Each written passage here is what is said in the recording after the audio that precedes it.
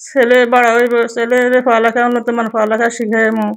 হইবে আল্লাহ পরে ছেলে অনেক বড় একটা কিছু ছিল। ছেলের উপরে অনেক আশা ভরসা আমাদের ছিল। যাক আল্লাহ পাক যেইভাবে নেওয়ার নিছে, আল্লাহ পাকের ইচ্ছা হইছে। বৈষম্য বিরোধী ছাত্র জনতার আন্দোলনে পুলিশের গুলিতে প্রাণ হারানো সপ্তম শ্রেণীর কোমলমতি শিক্ষার্থী রাকিব আজ নেই, কিন্তু তার লাল রক্তে লেখা ইতিহাস আজও জাতির বিবেকে প্রশ্ন তোলে।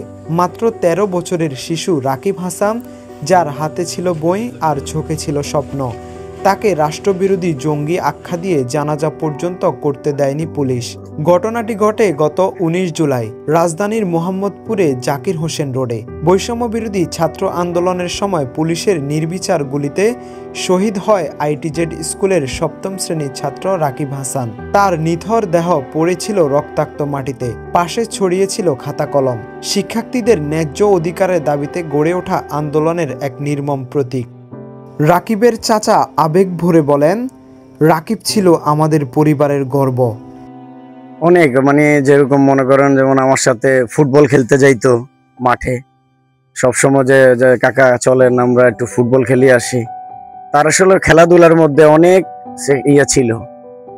তারপরে ঢাকা যখন তার বাসায় যখন স্কুল যখন বন্ধ থাকে, তখনও আমার কাছে আসলে চলে আসতো যে কাকা আসলে একটু ক্রিকেট খেলি বা ফুটবল খেলি। এই নিয়ে আসলে একটু বেশি আবেগ ছিল রাকিব, শিশু শহীদ রাকিব। রাকিবের মা কান্না জড়িত কণ্ঠে বলেন, ওর ব্যাগে তো শুধু বই ছিল, অস্ত্র ছিল না। আমার ছেলেকে কেন গুলি করলো? কেন ওর জানাজা পর্যন্ত দিল না? কিন্তু ছেলেটা তো আমি দেখতে পাইতেছি না, ছেলেটা তো আমি দেখি না। এরা তো আমার ছেলে মারার পরে আমাদেরকে অনেক হচ্ছে, 2 দিন ভরি আমাদেরকে করছে, কোনো পাত্তাই দেয় না। ছেলে মারার পর আমরা তো ওইখানে আসছিলাম না, যারা আন্দোলন করছে তারা এই মেডিকেল নিয়ে গেছে। নিয়ে যাওয়ার পরে হেরে আবার আমাদেরকে রাত্রি 8টা বাজে খবর করছে। এরা আমাদের ফ্যামিলি থেকে 7 জন গেছে, এরা কোনো পাত্তাই দেয় না।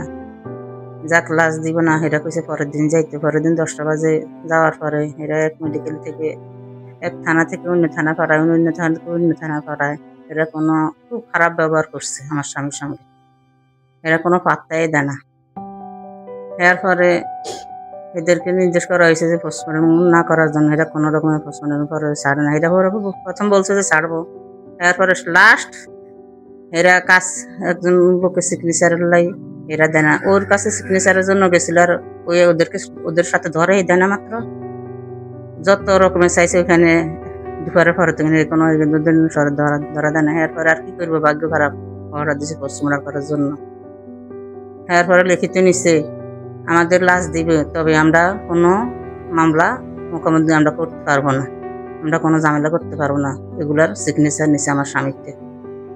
এরপরে এরা লাশ দিছে, যাক যেমনি দেওয়ার দিছে। দিয়ে যখন লাশ ইয়েতে উড়াইছে, গাড়িতে উড়াইছে, অ্যাম্বুলেন্সে, এরা এদিক দিয়ে গেলে ওই দিক দিয়ে ফাটায়, ওই দিক দিয়ে গেলে ওই দিক দিয়ে ফাটায়। খুব আস্তে করছে। রাস্তায় আসার সময় অনেক পোলাপাইন অনেক জায়গায় আমাদেরকে ঠেকাইছে লাঠি চড়া দাঁড়িয়ে। খুব কষ্ট হয়েছে আমার ছেলেকে আমি দেশে আনার সময়। না, রাকিব খুব ভালো ছিল, ঢাকা লেখাপড়া করছে। তারপরে এই যে ছুটিতে আসা যাওয়া করতে বাড়িতে, ভালো ছিল, কোনো খারাপ ছিল না। আর তার এই যে গুলিটা মাথা বেড়ায় পড়ছে, মাথার মধ্যে পড়ছে গুলিটা। আমি দেখেছি না, আমি সহ দুইছি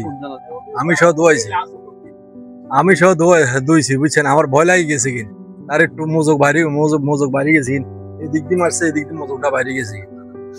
আম করে খুলি দেয়া খাইছে হুজুর বেড়াই। তখন যেইভাবে দেখছি তারা দোয়ার পরও তার মজক টজক বাইরে, আমরা শুধু মুখটাই দেখছি। দেখার পরে অনেক চাইটাই, তারপরে আবার মুখ বান্ধিয়া লাইছে।